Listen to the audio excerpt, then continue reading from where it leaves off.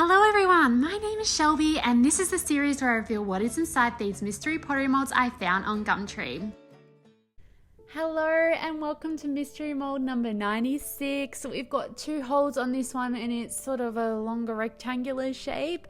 I pour both sides up and I open it to reveal these absolute sweetie pies. A few of you guessed it last week. You didn't actually guess it, you just looked it up, you cheaters. Anyway, I opened it up to reveal these gorgeous little pigs. They are so delightful. So we've got three that are sort of like nestling together like they're eating, or I would say they're eating, and then two that are resting on each other having a little nap. Aren't they cute? I love them so much, and I also think it's kind of cute that they look like two different people made them. Anyway, here is the mold. It's little pigs. It's 2179 on the mold there if you're looking for it yourself. It's got some terracotta staining on the mold itself, so the person before me must have been using like a terracotta clay which has left that residue, but that's fine. That's going to burn out in my kiln because terracotta, it just can't handle the heat of my kiln. Anyway, it can, it's just a different firing temperature. I decided to do something that I haven't done yet in the series so far, is to work with a sort of negative space design is what I'll call it. So I am using wax resist here to create a pattern detail on all the piggies, and I'm doing different patterns on different sets. So this one I'm doing a sort of like sunflowery type design, and this one's like a wheat grain design, and then I've done some flowers and polka dots, and I am using the wax resist to resist the glaze. So everywhere where it's currently white will be glazed, and then everywhere where the wax resist will be white. So I'm kind of playing with opposites, negative space. A few potters use this technique to be able to not only illustrate on their work, but to be able to use glazes, and I have always wanted to do it. And particularly with this piece, because when I pulled it out of the mold, I was like, this piece would be great as a glaze piece, but also with an illustrative detail. I just really wanted to do both. So this was a way I could combine both needs for what I wanted to do with the piece and also get a really fabulous design. Because I haven't actually played with pattern work with wax resist before, there's a few things I'm trialing on these pieces, is how small the area of coverage has to be with the wax resist and how large it has to be, and what sort of patterns work and don't work, as well as what glaze repel the wax the best and are easier to clean off the wax after I'm done glazing. Here I am doing some bolder shapes, some bigger shapes, some smaller shapes, because I really just need to see also if the glaze melts and sort of covers all the work that I've done, because what could happen is I could lose a lot of those line works because they're too small from the glaze melting and running as the kiln heats up. So this is pretty, it's pretty experimental, but I presume that the wax is going to do its job for the most part. This week is also a very special week in terms of my YouTube channel, is that there are now 100,000 of you.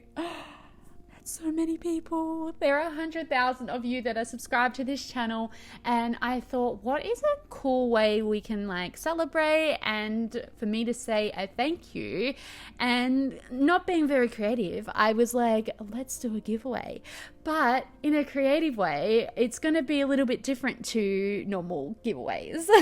Is that I'm going to have a clue in this video for you to enter on a form, which will actually unlock you being able to actually enter the giveaway. And that's how I'll know that you actually watched the video. So the people that have already skipped to the kiln opening, they don't know that this is happening.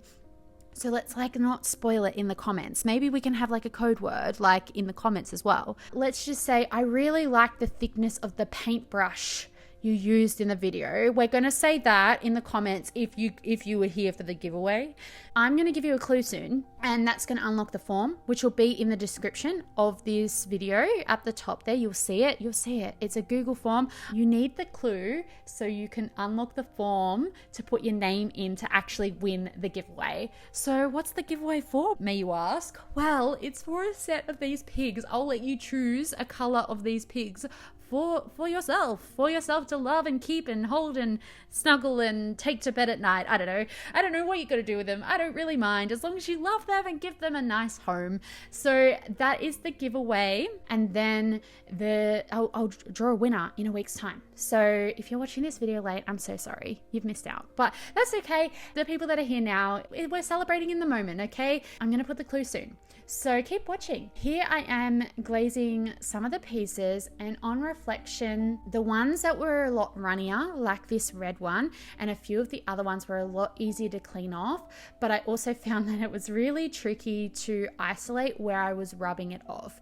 This might be due to the type of wax resist I use, might be not the best for this sort of fine line work that I did, and maybe better for sort of bolder, bigger shaped areas. I mean, most of the time I see people doing this design, it's on a big mug and it's like got big shape areas, not these small tiny things. So I'm being very ambitious. I found that a bigger sponge wiped away more, but using one of these little mud tool sponges, which are like my favorite, I try not to use them for glaze, just cleaning up the clay, just because I worry that I'm going to put stuff into contaminate the sponge. But I couldn't get around it this week. I had to use it just because of the thinness of it, was able to isolate where I was sponging away the glaze. I also noticed that some pieces I actually liked better when they were waiting for their kiln firing, because some of them didn't come out as bright as I thought, and I really liked the pastelness before the firing for once.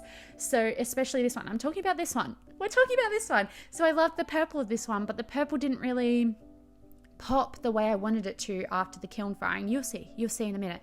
But I think that overall the bolder designs were my favorite, and I thought that would happen, but they had more of a contrast of the white to glaze than the more intricate designs. But the intricate designs also had their own little element. They also had their own little vibe.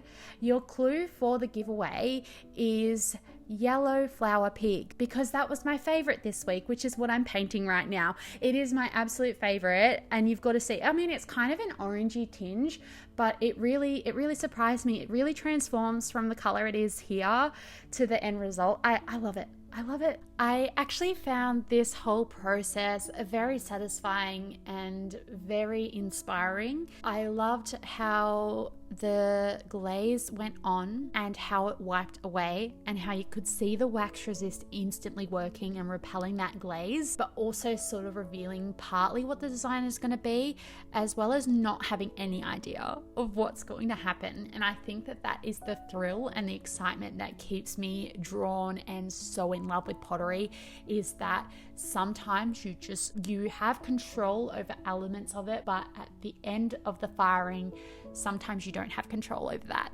So this is a real exciting project for me to know what's going to work the best, how these are going to look, and a lot of hope that all the hard work I put into it is going to pay off. In particular, I know that those bolder designs are going to look great because I can already see that the glaze is repelling them quite well, but I'm not entirely sure with these sort of smaller fine lines that it's going to work. And the worry of spending all that time intricately painting those in place just to lose them in the firing, or even not even because of the design work that I'm doing, but you know, if something breaks in the kiln, it's like, oh, you put so much work into it and it has this big crack. It's always so devastating. But it almost teaches you this sense of patience and purpose and intention with everything you do in pottery, is that you want to take your time and you want to make sure it's right. And you also want to have a connection, but also a disconnection, because if you connect too deeply with the piece, sometimes it feels really hard when it does break. And I try to connect with every single, well, I do. I connect with every single piece I make. So it's always devastating when one cracks. But you also have to learn to let go. I think that's the message really, is that you need to learn that despite how much you love something or how much you have put time into it and how committed you were to the cause, sometimes you do need to let go. And it's a very valuable life lesson. It keeps you very humble and very aware. It keeps me addicted to pottery. I am about to let you just enjoy some glazing and wiping away. Now I'm going to be a little bit cheeky and let you in on something here. I am actually going to put another clue at the end of this video for the people that are skipping to the end. And I am going to announce the giveaway in some shape or form where people are going to know what's happening. But I want to trip some people up. I want to trick some people who skip to the end and don't watch the full video. So there's going to be a false clue, like a herringbone. Is that what they call it? A heron? At the end of this video at the glazing, just because I love a good game, and I love this is a way I get to connect with you and have a giggle with you. So I will be curious to see how many people comment it's the wrong code, the code's not working, because the real G's will know that the code is working. They've just got the heron, you know. So I just wanted to warn you, don't use the clue at the end of this video. It's not the correct clue. Anyway, enjoy.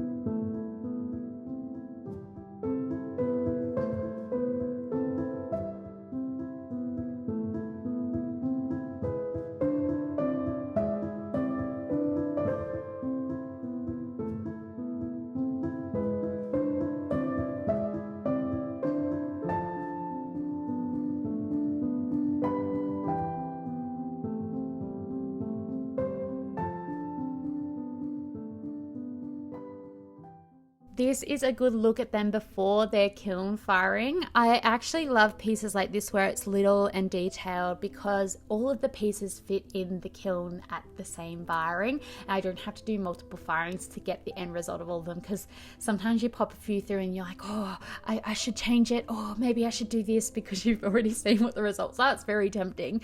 Anyway, I opened the kiln the next day, and here is the pop of color. I love them.